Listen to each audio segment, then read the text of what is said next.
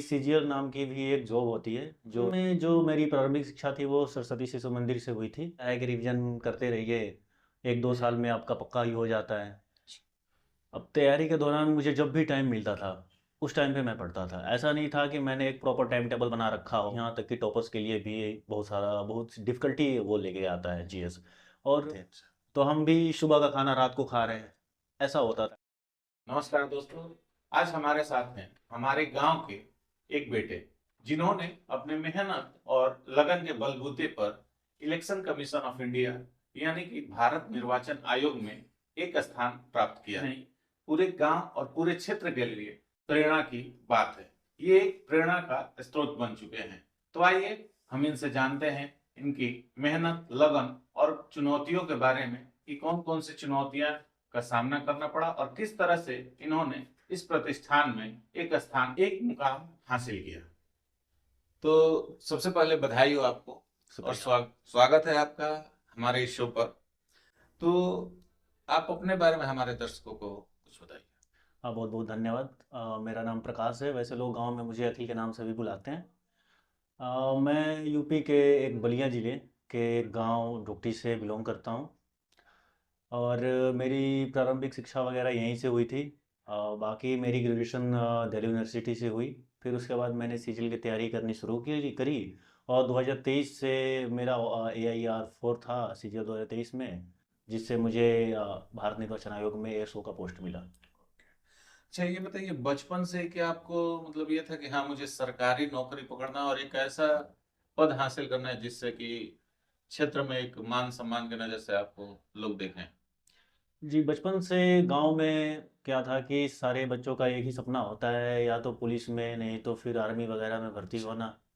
लेकिन जब मैं यहाँ से आ, आगे की शिक्षा के लिए दिल्ली गया, दिल्ली यूनिवर्सिटी में पढ़ने के लिए, फिर मुझे वहाँ अपने सीनियर्स वगैरह से पता चला कि सीजीएल नाम की भी एक जॉब होती है जो एसएससी करवाती है, जिसके जिसको क्वालिफाई करने के बाद आपको बहुत सारे पोस्ट मिलते हैं, प्रेफरेंस मिलती हैं, आप फिलअप करते हैं और एक बार क्वालिफाइड होने के बाद आपको आपका मनचाहा पोस्ट मिल सकता है।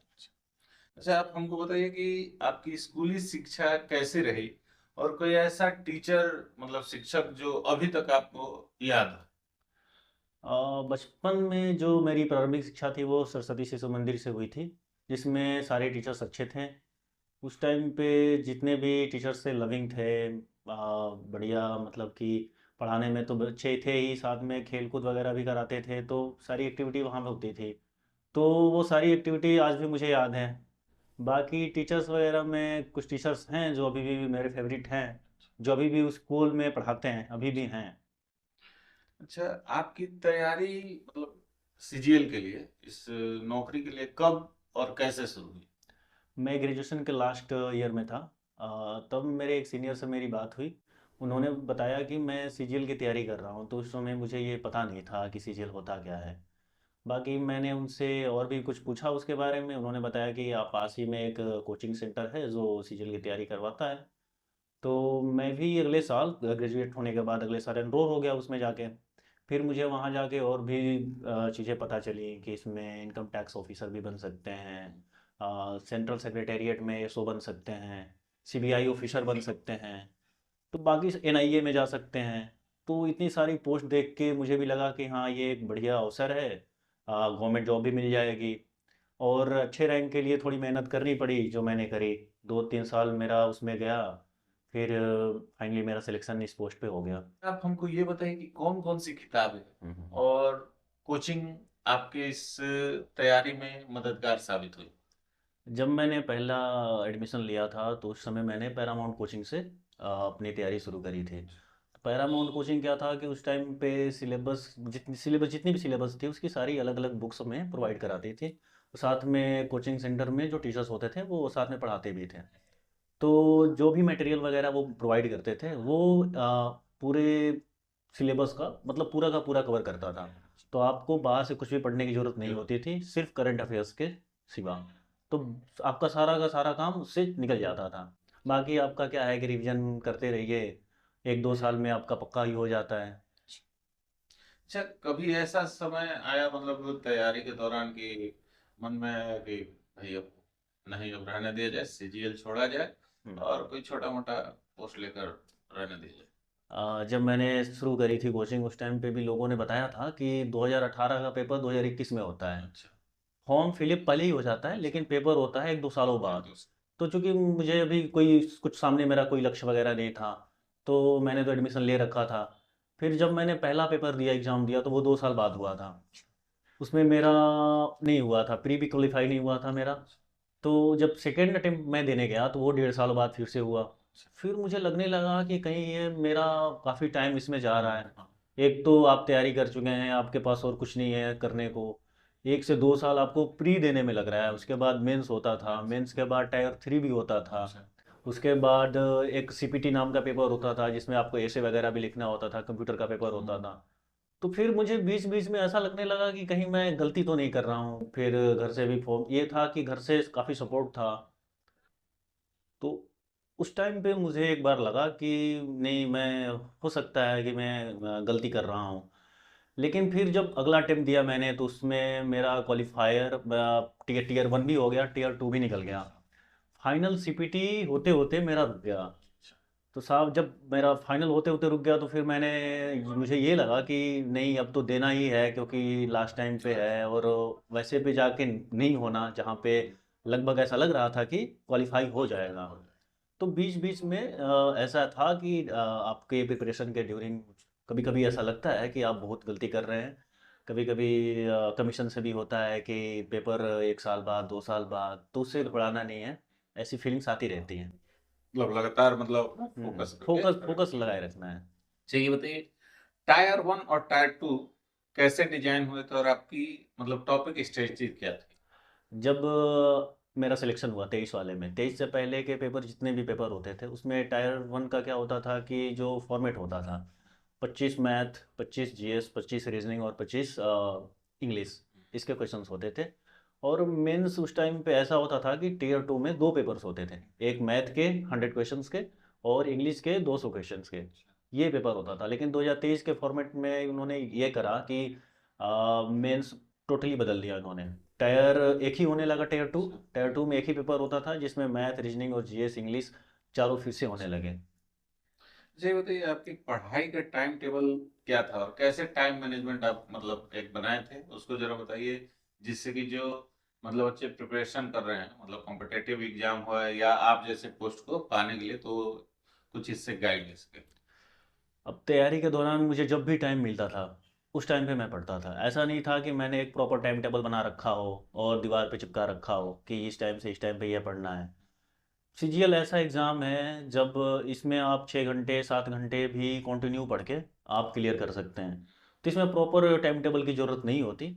आपको जब भी टाइम मिले आप पढ़ें। सबसे पहले सिलेबस कवर करें, उसके बाद रिवीजन में आपको पूरे दिन में जब भी टाइम मिले आप पढ़ते रहिए। 6 से 7 महीने में ये आपको एक अंदर से कॉन्फिडेंस आएगा कि हाँ, मेरा इस बार क्लियर हो जाएगा। मतलब टाइम मैनेजमेंट का कोई इशू नहीं, बस आप टाइम दीजिए, बस बस। जो आपके पास टाइम है हम्म। उसमें टाइम दीजिए। अच्छा, ये बताइए कि सीजीएल में क्या इंटरव्यू होता है और सिलेक्शन के बाद डॉक्यूमेंट वेरिफिकेशन और मेडिकल कैसी होती है? सीजीएल में पहले होता था इंटरव्यू वगैरह, इंटरव्यूज़ पहले होते थे, अब ख़त्म कर दिया है। ग्रुप बी के पोस्ट होते हैं इसमें सीजीएल में, तो ग्रुप बी से सारे इंटरव्यू उन्होंने ख़त्म कर दिए। बाकी क्या है कि आप एक बार टीयर 1 टीयर 2 और फाइनल आपका सिलेक्शन हो जाता है, तो आपके डिपार्टमेंट से पहले एसएससी डीवी करवाती थी अच्छा। डॉक्यूमेंट वेरिफिकेशन, लेकिन अब ये है कि आपको जो भी पोस्ट मिली है उस डिपार्टमेंट से आपको कॉल आएगी कि इस डेट को आपको आना है और आपको वहाँ जाना है, आपका डॉक्यूमेंट वेरिफिकेशन होगा, साथ में उन्होंने वो ज्वाइनिंग भी दे देते हैं।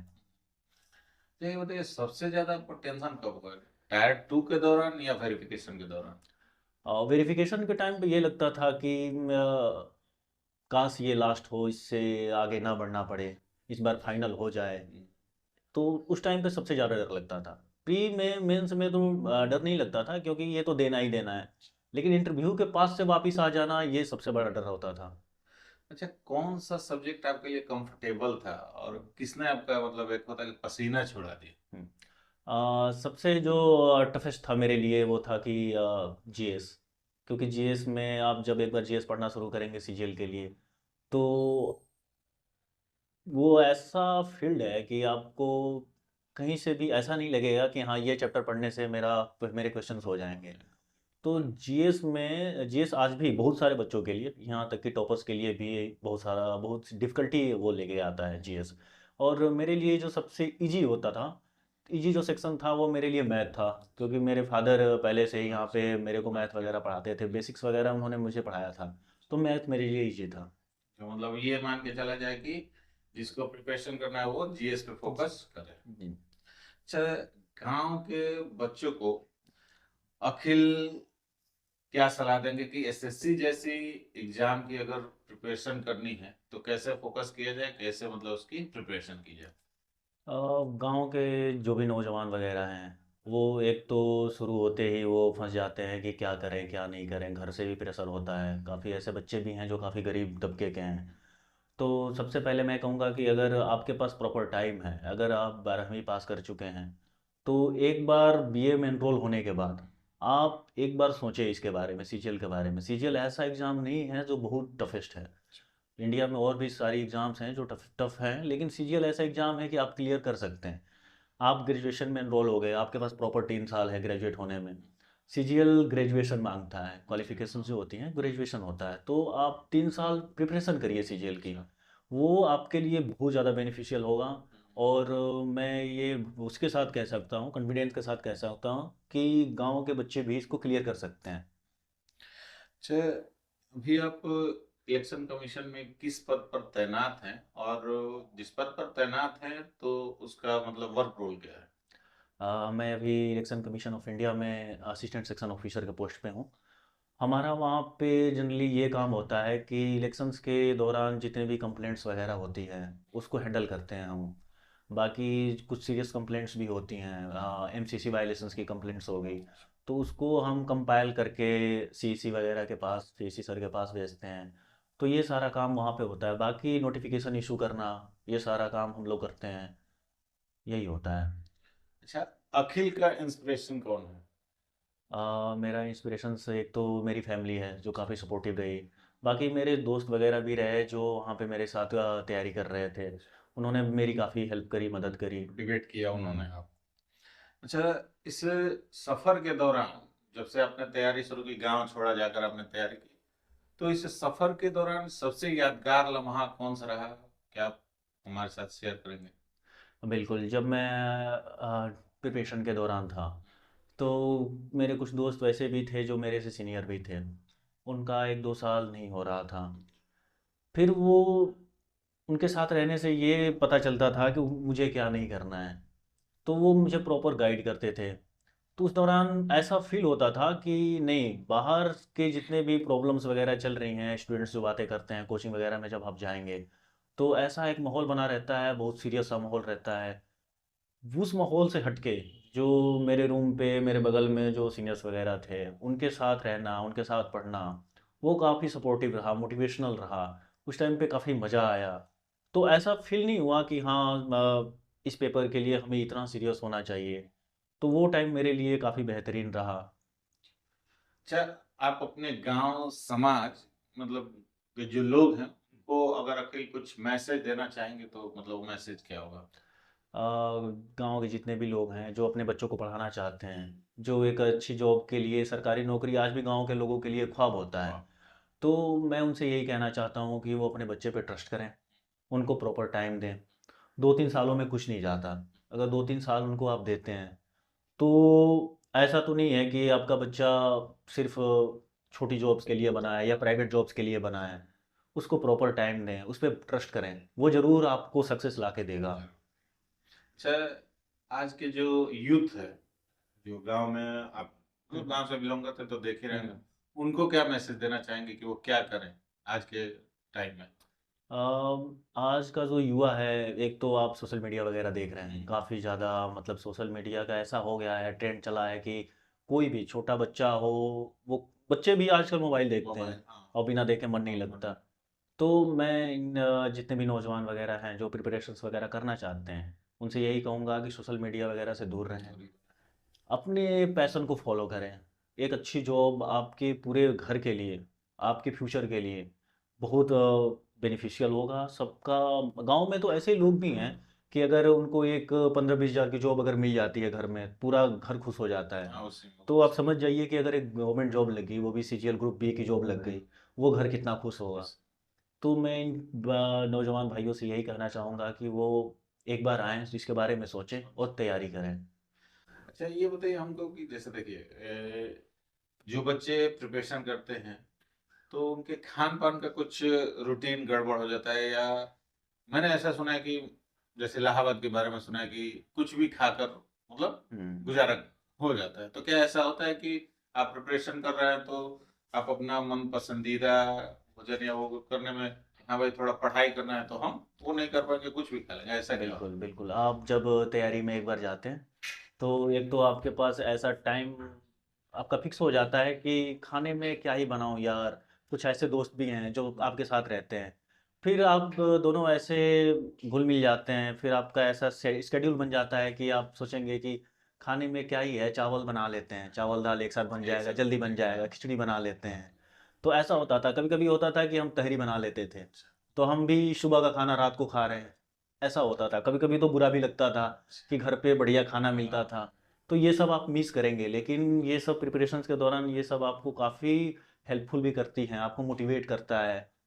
तो ये सब होता है। अच्छा, ये बताइए हमको कि कभी कभी ऐसा नहीं होता कि आदमी का मूड मतलब एक ही समान रहे, कभी जब मतलब माइंड में एक होता है कि टेंशन से भर गया दिमाग, तो उस समय क्या करते थे आप? टेंशन तो चूंकि ये सक्सेस और अनसक्सेसफुल होने हैं, ये तो हमेशा चलता रहता है, तो दिमाग में हमेशा ये बातें आती थी। लेकिन उस टाइम पे जो आपके आसपास के लोग हैं, वो आपको मोटिवेट करते हैं। बाकी जब आप अकेले रहते हैं, अकेला होने का तो मुझे कभी वैसा हुआ नहीं मेरे साथ, मेरे दोस्त मेरे आसपास रहते थे, तो मुझे हमेशा मोटिवेट करते थे। लेकिन ऐसा भी होता था कि आप हमेशा उनके साथ नहीं होते नहीं थे। होता।